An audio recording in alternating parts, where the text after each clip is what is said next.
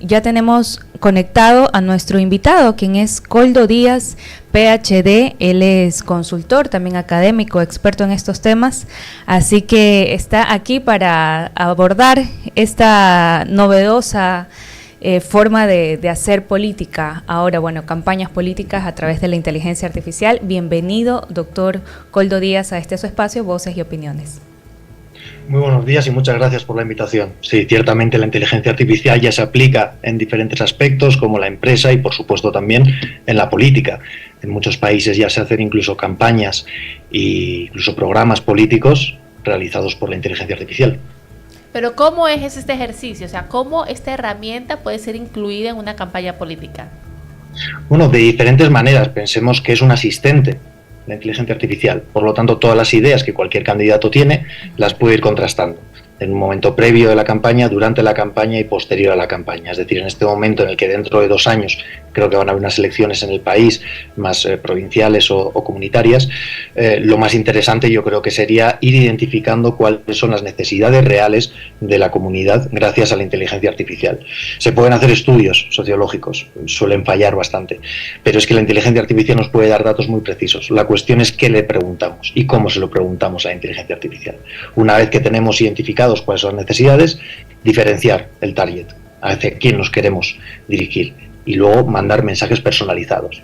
No es lo mismo mandar un mensaje a una persona mayor que a un joven, a un hombre que a una mujer, a una persona de una renta alta con una renta baja, aunque nuestro mensaje y nuestro interés sea el mismo. Por lo tanto, eso podemos hacerlo, podemos modular, y todo eso gracias a la inteligencia artificial. Ahora, este es un reto también para quienes están detrás de estas estrategias de las campañas, ¿no? Poder aplicarla de forma efectiva.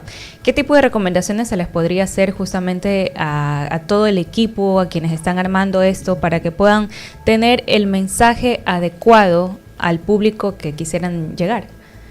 No, efectivamente, porque hoy en día, y ha pasado siempre, ¿no? Cuando se habla del Big Data, todo el mundo sabía del Big Data, pero nadie sabía en verdad, y lo mismo ocurre con la inteligencia artificial. Yo lo que sí que les diría, y además como profesor de la UNIR, de la Universidad Internacional de La Rioja, les diría que se formasen. Primero, es una buena formación, tanto teórica, conceptual, como ética e incluso legislativa, de estas cuestiones, y por supuesto tecnológica, ya que la clave, todos podemos tener un asistente, pero si no se le preguntamos bien, lo que nos va a dar es una mala respuesta. Si le metemos a la inteligencia artificial basura, nos va a devolver basura. Por lo tanto, lo que necesitamos es saber cómo realizar esos buenos prompts y que sean efectivos. Lo primero sería formarse. Lo segundo, sin lugar a dudas, sería asesorarse también por gente que pueda conocer más estas cuestiones. Y en tercer lugar, y sinceramente, perder el miedo a trabajar, porque como todos hemos hecho, nadie ha hecho un buen texto la primera vez y va mejorándolo con el tiempo, ¿no? No hay que tener miedo, no se va a romper la máquina. Esto es como cuando hablamos con nuestras madres y nuestros padres y tienen miedo a usar el teléfono móvil. Estamos en la situación y no tenemos que tener ese miedo. Hay que investigar y hay que cacharrear, hay que jugar con inteligencia artificial. Yo recuerdo que una de las críticas que hubo en la última campaña presidencial aquí en Ecuador tenía que ver con esta intrusión de mucha publicidad política en plataformas como YouTube.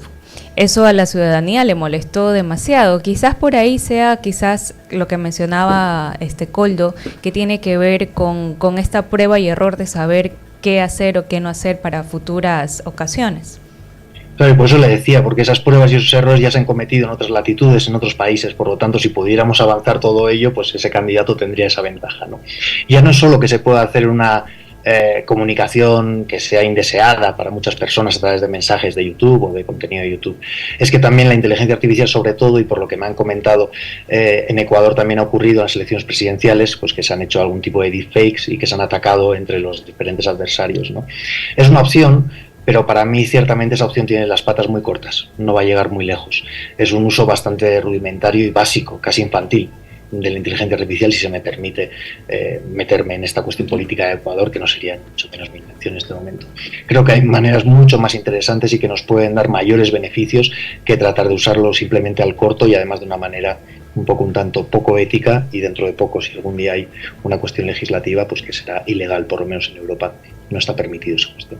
Y bajo esa orden de ideas, Koldo, ¿cómo potenciaríamos esta herramienta de la inteligencia artificial? ¿Cómo podemos sacarle el jugo a este gran asistente? Como les digo, lo importante es qué se le pregunta y cómo se le pregunta. ¿no?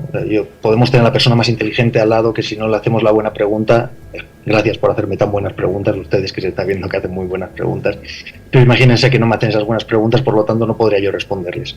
Lo mismo ocurre, la diferencia es en el prompt que se le mete, en la comanda que se le mete. Normalmente se le suele dar un contexto. Se dice, mire, a la inteligencia artificial, estamos en Ecuador, hay unas elecciones, nuestro partido la anterior vez quedó muy bajo, ahora queremos subir. Una vez que tenemos el contexto, le pedimos un rol y le decimos, mira, tú eres el candidato de esta edad, de este género, con esta intención y quieres conseguir estas cuestiones. Luego le damos una audiencia, le decimos, nos estamos dirigiendo a esta audiencia concreta, es decir, a personas de campo de entre 40 y 50 años y que sean hombres. Estamos, como veis, perfilando, segmentando muy bien todo ello. Luego le pedimos un formato para cómo nos devuelva todo eso. Digo, mira, lo que quiero es que me devuelvas, pues, o un discurso político, lo que quiero es que me devuelvas unas imágenes que puedan llegar, etcétera, etcétera. Y por último, sería un tono. Quiero que me lo des, mi partido, por ejemplo, imagínense, es muy informal, pues por lo tanto, démelo en un tono informal, o démelo en un tono muy formal, ¿no? Con esas pautas básicas, luego mejorándolas con el tiempo y con cuestiones más concretas, creo que podrían salir buenos resultados. Wow, nunca hubiera imaginado que hay que darle todos estos insumos a la inteligencia artificial para que crea una herramienta adecuada, ¿no?, para las campañas políticas. Y también, en ese contexto, ahora existe una carrera, de hecho, dedicada a estrategia política, a marketing político, a comunicación política. ¿Cree que todas estas personas que estén interesadas en ese tipo de carreras tienen que prepararse sobre cómo hacer estos prompts o cómo preguntar a la inteligencia artificial? Efectivamente. En primer lugar, sobre la primera pregunta, claro, es una inteligencia artificial, pero en el fondo es un niño. No sabe lo que nos tiene que dar. Le tenemos que decir muy claramente esto sí, esto no, y estos son los límites, ¿no? Y luego se puede ir mejorando la conversación con la propia inteligencia artificial. En segundo lugar, efectivamente, como antes comentaba, es que si no estamos formados, como en cualquier cuestión, ¿no? Antes de ser periodistas habrán estudiado, antes de ser abogado yo he tenido que estudiar, antes de ser profesor he tenido que estudiar, ¿no? Por lo tanto, ponernos directamente a jugar con la inteligencia artificial sería un tanto una experimentación bastante peligrosa. Antes de jugar tendríamos que formarnos, como decíamos, tendríamos que asesorarnos, tendríamos que ver lo que se han hecho otras latitudes y luego ya jugar y experimentar. Y sin lugar a duda, aquel candidato que no lo esté haciendo ya, no es que no esté pensando en el futuro, es que se va a quedar en el pasado. De verdad debería incluirlos en todas las carreras, creo yo, saber utilizar la inteligencia artificial de forma correcta, ¿no? Actualmente nosotros, sí. Por lo menos en la Universidad Internacional de La Rioja, en la UNIR, lo tenemos, además, utilizamos inteligencia artificial para mejorar la educación de los alumnos, pero sobre todo lo tenemos en diferentes carreras. Yo en la Facultad de Derecho tenemos inteligencia artificial de la perspectiva legislativa. En la Facultad de Tecnología, sin lugar a duda, hacen también. En la Facultad de Comunicación, también. En cualquier facultad estamos trabajando ya en inteligencia artificial. Es algo transversal, efectivamente. Es una realidad. ¿Y qué tan confiables pueden ser los resultados de alguna estrategia empleada con inteligencia artificial? Es una pregunta muy muy buena, porque a lo mejor lo que no he dicho, a lo mejor no seguro lo que no he dicho, es que la inteligencia artificial lo que necesita es una supervisión humana después. Sería una temeridad el de pedirle algo a la inteligencia artificial y tal cual nos lo da, aplicarlo. Por supuesto, para algo hay asesores ya políticos y para algo hay buenos humanos en Ecuador y en los diferentes partidos políticos, ¿no? Que lo revisen, que lo mejoren, porque si no sería una auténtica temeridad. Siempre es necesaria la supervisión humana y por eso decimos claramente que la inteligencia artificial no viene a sustituir al humano. Lo que viene es ampliar el conocimiento del humano. Yo podría conocer por unas estadísticas qué opina la ciudadanía, pero es que la inteligencia artificial conoce toda la información de una manera mucho más concreta. Es simplemente apoyarme en ella.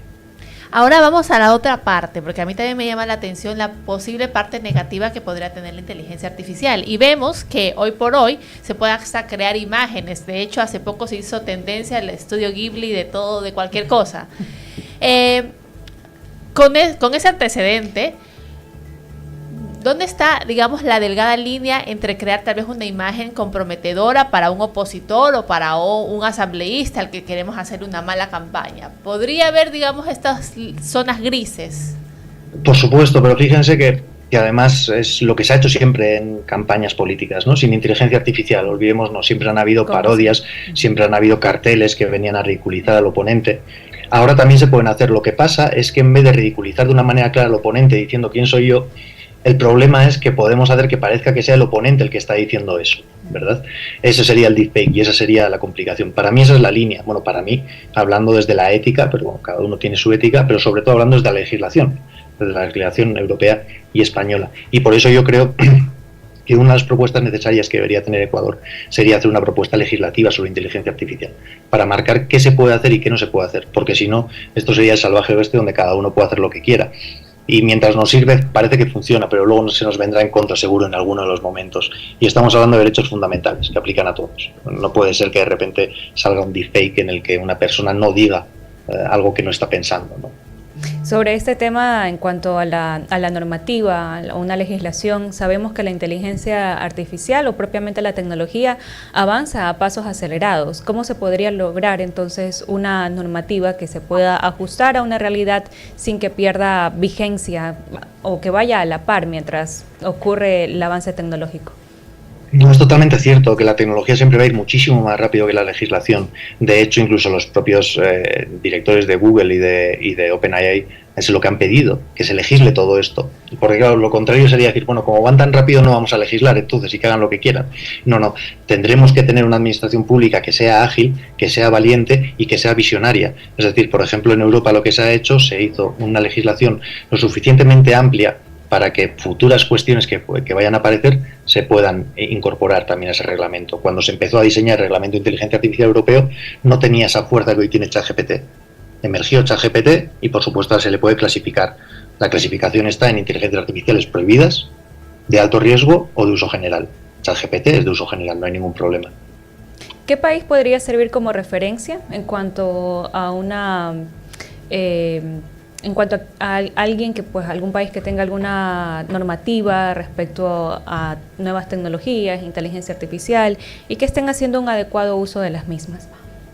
Va a sonar fatal porque vengo de España, pero es que en España somos todavía más papistas que el Papa, y si la Comunidad Europea lo que hace es poner un reglamento, en España ya tenemos una legislación esperando a que se apruebe ese reglamento. Ya estamos desarrollándolo todo eso.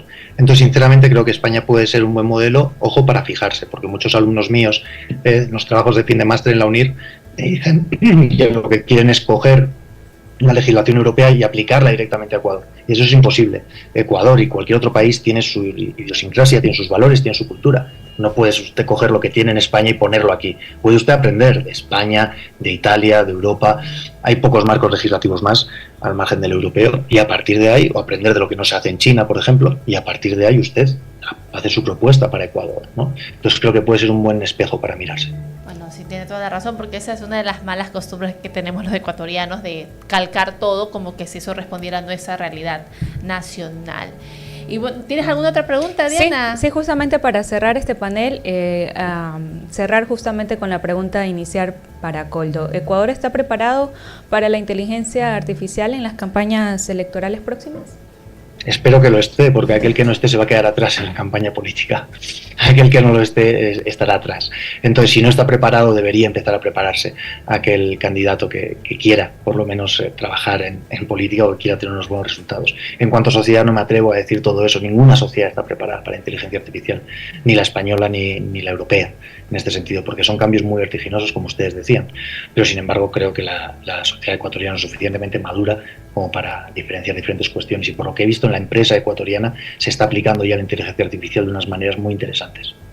Perfecto. Koldo, te queremos agradecer por haber estado en este espacio Voces y Opiniones. Recordemos que él es docente e investigador de la Universidad Internacional UNIR de La Rioja. También es consultor y experto en interpretación legal y sociológica de las nuevas tecnologías, así que tu aporte ha sido muy valioso para nuestra audiencia. Muchísimas gracias. Preguntas, de verdad, muchísimas gracias, ha sido un verdadero placer.